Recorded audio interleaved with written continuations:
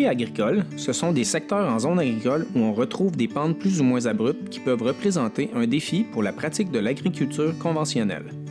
Dans certains cas, les aménager à d'autres fins peut s'avérer bénéfique à la fois pour l'entreprise agricole et l'environnement.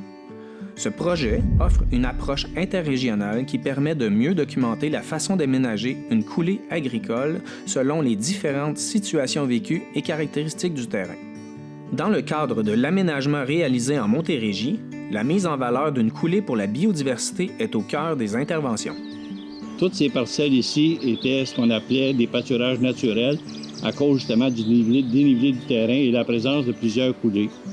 Alors, l'agriculture a évolué, les productions ont changé et ces terres-ci, compte tenu du dénivelé et du type de sol, ce qu'on a préféré, c'est de réaménager pour valoriser justement ces coulées-là et d'amener une meilleure image au niveau de l'agriculture pour les producteurs et aussi pour la protection de l'environnement surtout.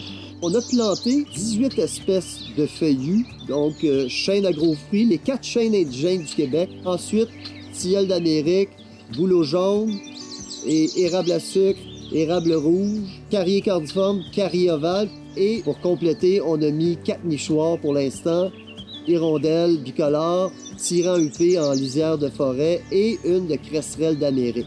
Pourquoi des sites comme celui-ci sont importants pour la biodiversité et la connectivité? Alors, parlons de la biodiversité en premier. On passe d'un milieu complètement aquatique à un milieu complètement terrestre. C'est ce qu'on appelle des écotones ou des milieux de transition entre deux écosystèmes qui sont complètement différents. Ce que ça fait, ça crée des milieux extrêmement riches au niveau de la biodiversité. En fait, on sait que 2/3 des espèces animales vont utiliser à un moment donné ou l'autre de leur vie les zones riveraines. De façon naturelle, les animaux vont se servir souvent des zones riveraines pour se déplacer.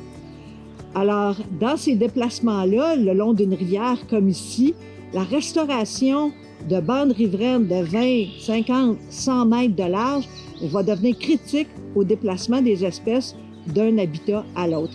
Les zones riveraines ou les milieux riverains suffisamment larges sont en grand besoin de restauration. Et s'il y a un habitat sur lequel on devrait focusser nos travaux de restauration, c'est bien les zones riveraines.